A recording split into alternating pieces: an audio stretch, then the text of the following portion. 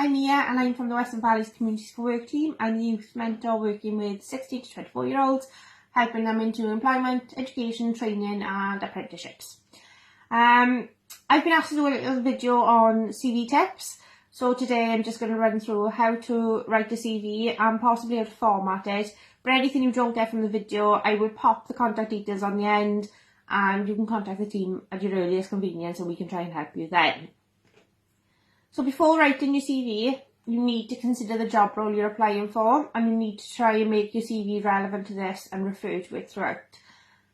At the top of your CV, we put your contact details and your name. So it's name, address, telephone number and email address. No need to go into too much detail or put your national insurance number or date of birth on there. It's just something so they know who you are, where you're from and how to contact you. Underneath your personal details, you need to do your personal statement or your personal summary. And this is a sort of little snippet of who you are and your career background, your aspirations, your skills and qualities. I would keep this to 3 to 5 sentences, a little short and sweet paragraph. Under your personal statement, we tend to put the key skills in. So anything up to about 8 key skills, or we bullet point them. So short and sweet, we don't go into too much detail. It is literally communication skills, team working, anything relevant to the role that they're looking for. But again, don't go overboard with them and format them neatly. Under your key skills is the employment history. This is quite important. We need to start with the most recent first, this chronological order. So if I'd recently come out of work, I would have put the job role, the place of work, the start date. We don't need to go into too much information. Don't worry if you can't remember the exact start date, just a month and a year suffices. And then obviously if I just come out of work, it would be June 2020. And underneath this, you can do it in bullet point again, or you can do it in sentences. Just a little bit of information of your duties in that role.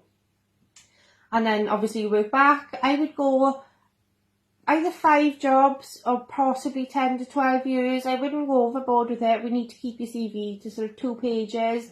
Obviously if we could fit more in, great, but we want to keep it short and sweet. So it's easy to read for the employer. Underneath your employment history is your education and qualifications. If you've been to university and college, there's no need to include your comprehensive school. Obviously you've sufficed. You've passed that, so it's just the most recent again first. So it would be the name of the college, the course studied and the date you were there. If you haven't been to college, don't worry. I would put your GCSEs down if you've got any or any work related qualifications. So NVQs, training you would have had, to CSCS if you've got your CSCS. Anything really that's relevant to the role that you're going for. And again, most recent first and work backwards.